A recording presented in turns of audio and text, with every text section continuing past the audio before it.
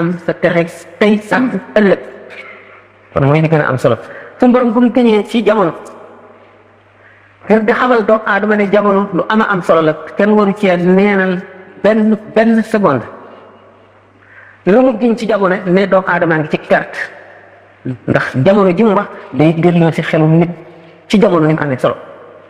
ni ma waxee ne benn yoon rek la ko nit di am te bu jeexee jeex na mu setti ci ñi ci nekk ci perte gi gaa ñi nga xam ne gëm nañu génn na leen ngëm nag gëm naa rek bu ngëm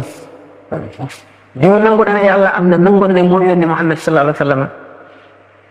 tolluwul sax ne mbaa ci ko bëgg a jàng ba wattu alquran tolluwul sax noonu tàmbali la bu sew boo xam ne benn tàmbali gënu koo suufe ñi ko gën a suufe kenn konteetu ko muy tàmbali du dara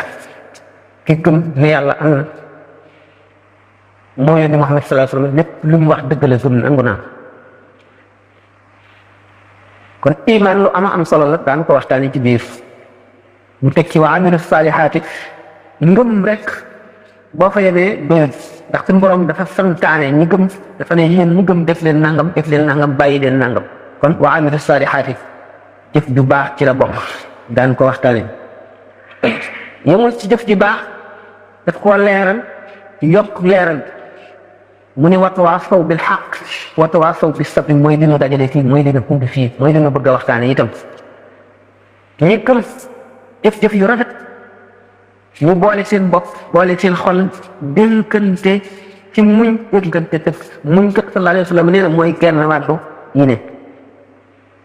xam ngeen ne li ñu tere lépp ngir nga mën ko bàyyi faaw nga muñ li ñu digle lépp léeg-léeg mu metti waaye mu ñee tax nga mën koo def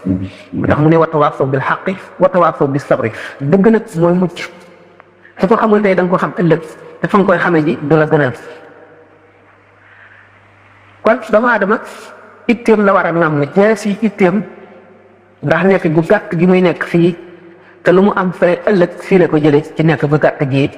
kon war na farlu lool ba feesal jamonoom dell ak lu baax ndax sàggan ni ñu koy faral di misaale ne di dund bàyyi may